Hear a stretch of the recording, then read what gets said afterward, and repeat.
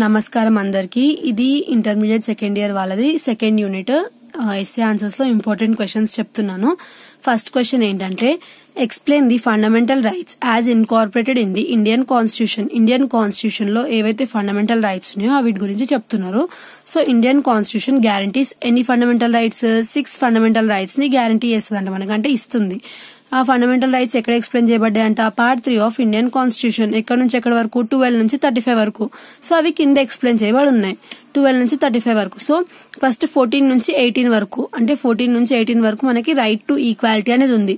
అందులో 14th one ఏముందంటే equality before law, అంటే అందరూ లా ముందు. లా అంటే ఏదైతే మనకి చట్టం ఉందో చట్టం ముందు అందరూ ఈక్వలే అంట. ఈక్వలే, ఎవరు ఎక్కువ ఎవరు తక్కువ కాదంట. తర్వాత 15th వన్ ఏంటంటే ఆర్టికల్ 15 మనకి ఎవరైతే they shall be no discrimination against any citizens on the basis of colour. Caste, colour, creed, ఏదైనా జెండర్ అవన్నిటి వల్ల ఏమి డిస్క్రిమినేషన్ అంటే ఎక్కువ తక్కువ లాంటివి ఏం లేవంట, అందరూ సమానమే అంట. తర్వాత ఆర్టికల్ 16 ఏం చెప్తుందంటే అందరికి ఈక్వల్ ఆపర్చునిటీస్ రావాలంట ఎంప్లాయ్మెంట్ ప్రకారంగా. ఎందుకంటే ఇప్పుడు గర్ల్స్ అంటే వాళ్ళకి తక్కువ జాబ్స్ రావాలి, బాయ్స్ అంటే ఎక్కువ జాబ్స్ రావాలి, అట్లా ఏం లేదంట. ఈ ఆర్టికల్ ప్రకారం అందరికి ఈక్వల్ ఆపర్చునిటీస్ ఉంటాయంట జాబ్స్ రిలేటెడ్.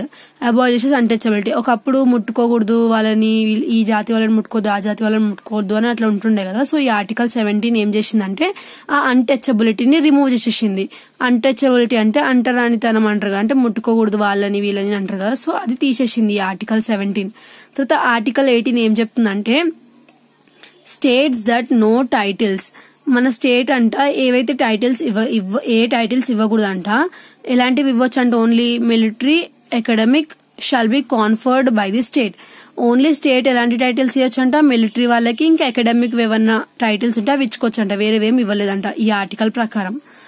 టైటిల్స్ అంటే ఏం లేదు, అవార్డ్స్. తర్వాత రైట్ టు ఫ్రీడమ్ ఎక్కడ నుంచి ఎక్కడ వరకు 19 to 22. ఈ మీ ఆర్టికల్స్ పక్కగా గుర్తుపెట్టుకోవాలి, రాంగ్ రాయకూడదు. 14 to 18 ఏమో రైట్ టు ఈక్వాలిటీ, 19 to 22 ఏమో right to freedom. Right to freedom లో 19th ఉంది కదా, 19th లో మనకి సబ్ డివిజన్స్ ఉన్నాయి, అంటే 19th ఒకటే లేదు, మళ్ళీ 19 లో F వరకు ఉన్నాయి, తర్వాత 20th ఉంది. ఫస్ట్ 19 లో 1 2 3 4 5 6 ఉన్నాయి. ఈ 6 ఏంటో చూద్దాం. Freedom to speech and expression. Speech అంటే మనం ఏదన్నా, స్పీచ్ అంటే మనకు నచ్చినట్టు మాట్లాడడం, అంటే నచ్చినట్టు అంటే ఏది పడితే అది మాట్లాడడం కాదు, మనం ఎవరికి భయపడకుండా మనం ఏమనుకుంటున్నామో అది చెప్పడం. తర్వాత ఎక్స్ప్రెషన్ అంటే మీరు ఏమనుకుంటున్నారో దాన్ని వ్యక్తపరచడం, అంటే మీరు ఏమన్నా చెప్పాలనుకుంటే ఎవరికి భయపడకుండా చెప్పడం. తర్వాత freedom to assemble peacefully without arms, అంటే మీకు నచ్చినట్టు బతకడం, ఎవరికి భయపడకుండా బతకడం కాదు. ఫ్రీడమ్ టు ఫార్మ్ అసోసియేషన్స్ అంటే ఏంటి? ఇప్పుడు మీరు ఏదన్నా ఫార్మ్ చేసుకోవడం, ఏదైనా బిల్డ్ చేసుకోవాలన్నా, ఏదైనా ఫార్మ్ చేసుకోవాలన్నా మీకు ఫ్రీడమ్ ఉంది. తర్వాత freedom to move freely through out the India, అంటే ఇండియా మొత్తంలో మీరు ఎక్కడన్నా తిరిగే రైట్ ఉందంట 19D ప్రకారం. 19E అంటే మీరు ఎక్కడన్నా ఇండియాలో ఎక్కడన్నా మీరు సెటిల్ అవ్వచ్చు, ఇంకా అక్కడ వెళ్ళి ఉండొచ్చు. Freedom to practice any profession, మీకు నచ్చిన జాబ్ ఉద్యోగం చేయడం మీకు రైట్ ఉందంట. దేని ప్రకారం? ఆర్టికల్ 19F ప్రకారం. తర్వాత ఆర్టికల్ 20 ఏం చెప్తుందంటే ఎవరైతే no person shall be punished except for the violation of law. ఏ మనిషి కూడా పనిష్ అవ్వదు, అంటే ఏ మనిషి కూడా శిక్ష పడదు. ఓన్లీ ఎవరైతే చట్టానికి ఎదురుగా ఏమన్నా పనులు చేస్తారో వాళ్ళకి మాత్రమే శిక్షలు పడతాయంట. తర్వాత ఆర్టికల్ 21 ఏం చెప్తుందంటే అందరికీ లైఫ్ ఇంకా లిబర్టీ ఉంటదంట. లైఫ్ అంటే అంటే మనకు నచ్చినట్టు లైఫ్ ని బతకడం విత్ ఫ్రీడమ్ తో పాటు. తర్వాత 21 లో కూడా రెండు ఉన్నాయి. 21 ఏం చెప్తుందంటే ఫస్ట్ 21 ఏమో రైట్ టు లైఫ్, మళ్ళీ 21A ఏంటంటే అందరు ఎవరైతే స్టూడెంట్స్ ఉన్నారో వాళ్ళు 16 to 14 years ఉన్నారో వాళ్ళకి కంపల్సరీ ఎడ్యుకేషన్ ప్రొవైడ్ చేయాలంట.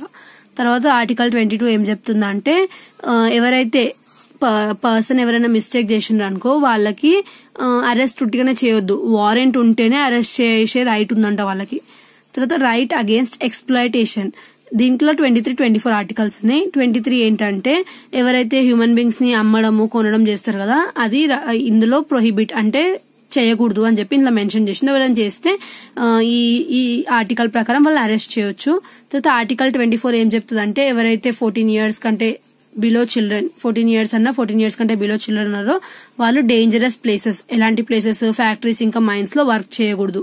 వర్క్ చేస్తే వాళ్ళని కూడా అరెస్ట్ చేయొచ్చు, ఎవరైతే వాళ్ళ పేరెంట్స్ ఉన్నారో ఇంకా వాళ్ళని అందరినీ అరెస్ట్ చేయొచ్చు. తర్వాత right to freedom of religion. Right to freedom of religion ఎక్కడ నుంచి ఎక్కడ వరకు ఉంది, 25 నుంచి 28 వరకు ఎక్స్ప్లెయిన్ చేయబడింది. 25లో ఏముంది, freedom to practice and promote any religion. మీకు నచ్చిన కులంని, మతంని, దేన్నన్నా, ఏ జాతినన్నా మీరు ప్రాక్టీస్ చేయవచ్చు, అంటే మొక్కుకోవచ్చు.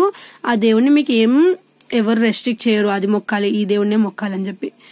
26లో ఏం చెప్తుంది అంటే given freedom to establish institutions to promote religion and acquire property for the same. ఇప్పుడు కొంతమంది దేవుని దగ్గర గుడులు కడతారు కదా, సో అట్లా గుడి కట్టేటప్పుడు మీరు ఏ దేవుడు గుడి కట్టాలనుకుంటున్నా ఆ దేవుడు గుడి ప్రాపర్టీ ఉంటే మీరు కట్టుకోవచ్చు, మీకు ఏం రెస్ట్రిక్షన్ లేదు.